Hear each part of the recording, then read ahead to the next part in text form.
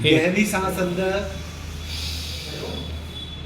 शरीर को ऊपर खींचिए, दोनों हाथों को खींचिए, दोनों कान टच कर जाए दोनों हाथों से नीचे।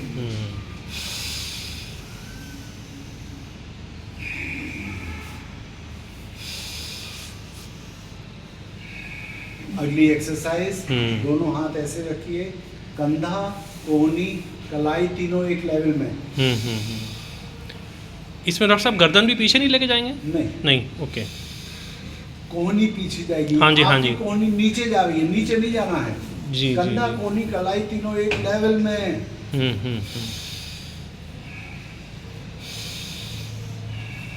अगली एक्सरसाइज, सीधे तन पे बैठिए, ओनली क्लॉकवाइज डायरेक्शन। हाँ, लाला जी की तरह नहीं बैठेंगे।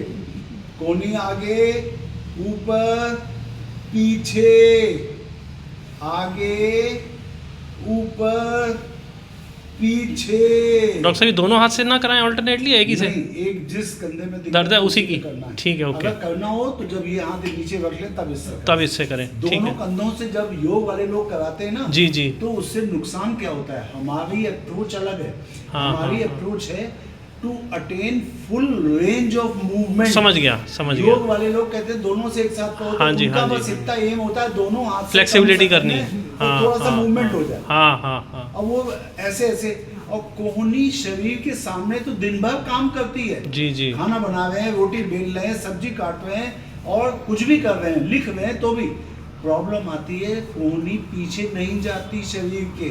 हमारा सारा एम ये है कि कोहनी शरीर के पीछे जाए। वो तभी हो सकता है जब आप एक्सक्लूसिवली एक कंधे से कसरत करें और इस बात का ध्यान दें कि कोहनी कंधे के मुकाबले में ऊपर जानी चाहिए, कोहनी कंधे के मुकाबले में पीछे जानी चाहिए। ठीक है? आगे ही केवल कराने का एक उद्देश्य और भी होता है जो योग वाले लोगों को समझना चाहिए। आपको तो उससे मतलब नहीं है। अक्सर लोगों ने कंप्लेन की होती है कि दर्द यहाँ से चल करके यहाँ तक आता है। ऐसा इसलिए होता है कि गर्दन में रीढ़ की हड्डी में नसें दबा रही हैं, नर्व्स जो है वो दब रही हैं किसी चीज़ से। अब होता क्या है, कभी कभी ये नर्व्स दबती हैं यहाँ पे। जैसे आपने देखा होगा जो जवान आदमी होता है उनके कंधे तने होते हैं, जैसे जैसे बुढ़े होते हैं वैसे वैसे कंधे ढलकते जाते हैं। तो एक ही डायरेक्शन में कराने का हमारा उद्देश्य ये है कि कंधे पीछे हो जाए। इसलिए सिर्फ ये कह रहे हैं कि आगे से ऊपर, ताकि कंधा जब पीछे हो जाएगा तो गर्दन से नसें निकल करके एक स्टेज में यहाँ पे आती हैं। वो शोल्डर जॉइंट और चेस्ट के बीच में नर्व्स होती हैं।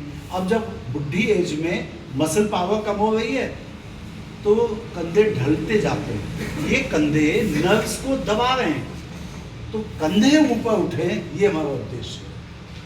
और नर्व्स के ऊपर प्रेशर हो। आपने देखा होगा पुराने जमाने के जो ऋषि होते थे वो बड़े इंटेलिजेंट होते थे। जब वो तपस्या करते थे तो एक लकड़ी का डंडा गाड़ते थे, जी उसके ऊपर हाथ रखते थे, उस पे हाथ उस पे रख के करते थे जी। क्योंकि सालों साल तपस्या करनी है। अगर ऐसे बैठे रहेंगे, हाँ योग पट्टी का, अगर ऐसे बैठे रहेंगे तो कंधा नीचे ढलकेगा और नर्व्स को दबा देगा।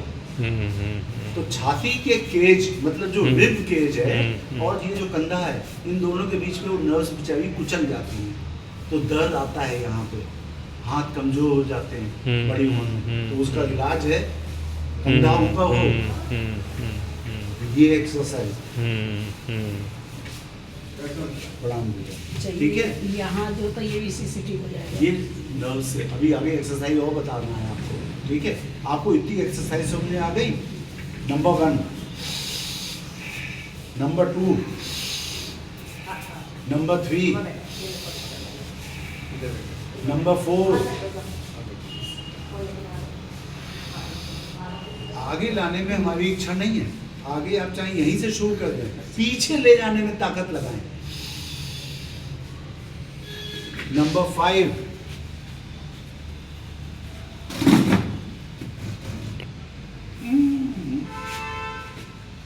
कोहनी यहां से नहीं हटेगी। आप नीचे ले जाने कौन कह रहा है?